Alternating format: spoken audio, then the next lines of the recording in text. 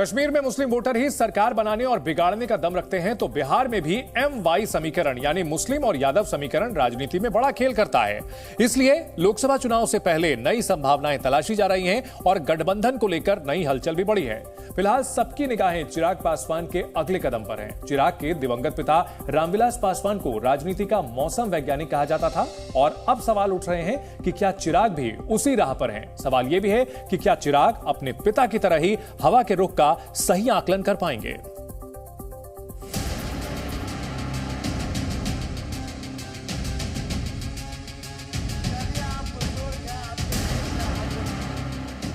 खुद को मोदी का हनुमान कहने वाले चिराग पासवान क्या नई उड़ान भरने वाले हैं?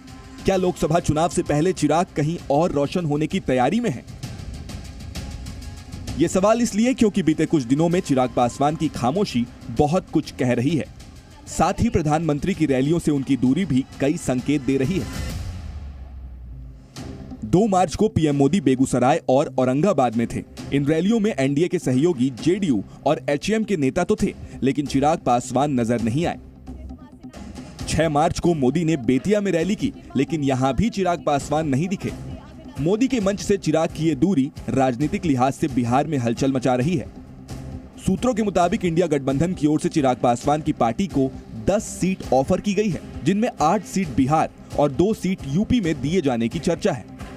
हमको क्या कहना, हमको तो कहीं जाना है नहीं, हम तो जहाँ है वही है, जिनको आना होगा वो ना बताएंगे।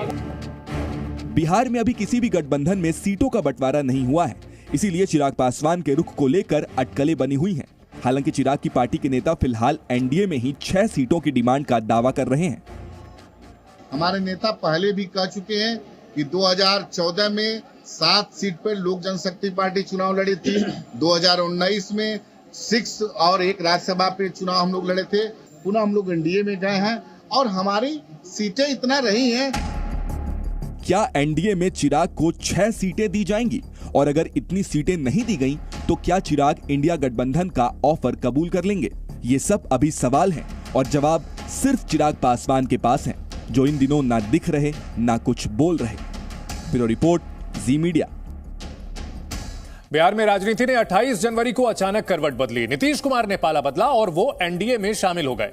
इस बदलाव से बीजेपी को लोकसभा चुनाव में बिहार की 40 सीटों पर बेहतर नतीजों की उम्मीद तो जगी है, लेकिन इसकी चिंता भी बढ़ गई है। उसकी सबसे बड़ी वजह है कि सीट बंटवारे को लेकर आ रही परेशानी। अब उलझन यह भी है कि सीट शेयरिंग से ठीक पहले नीतीश कुमार 1 हफ्ते की छुट्टी पर लंदन चले गए हैं। ऐसे में यह फैसला कब होगा, इस पर अभी तस्वीर साफ नहीं है। हालांकि सूत्रों के मुताबिक एक फॉर्मूले पर चर्चा चल रही है, जिसके मुताबिक बीजेपी 17 सीटों पर चुनाव लड़ सकती है, जबकि नीतीश कुमार की पार्टी को 2019 के मुकाबले 1 सीट कम यानी 16 सीटों पर चुनाव लड़ने का मौका मिल सकता है। वहीं चिराग पासवान की पार्टी को 5 सीट देने की चर्चा है, लेकिन वो 6 सीटों पर अड़े हुए हैं। उपेंद्र कुशवाहा की पार्टी आरएलएसपी को 1 सीट पर लड़ने का मौका मिल सकता है और जीतन राम मांझी की पार्टी के हिस्से में भी लोकसभा की 1 सीट आ सकती है। अब बड़ा सवाल है कि क्या इसी फॉर्मूले पर बात बन जाएगी या अगले कुछ दिनों में गठबंधन की नई तस्वीर सामने आएगी। उधर बिहार में सीट बंटवारे पर हलचल बढ़ चुकी है। बड़ी खबर यह आ रही है कि बीजेपी अध्यक्ष जेपी नड्डा से मिले हैं चिराग पासवान। दोनों नेताओं के बीच चर्चा हुई है। करीब आधे घंटे तक बैठक चली है। आज दिन में यह खबर आई थी कि चिराग पासवान हाजीपुर से लड़ेंगे, जबकि उनके चाचा पशुपति पारस, जो कि समस्तीपुर से चुनाव लड़ सकते हैं, ऐसी खबरें आ रही थी। और इस बीच चिराग पासवान की मुलाकात हुई है जेपी नड्डा से।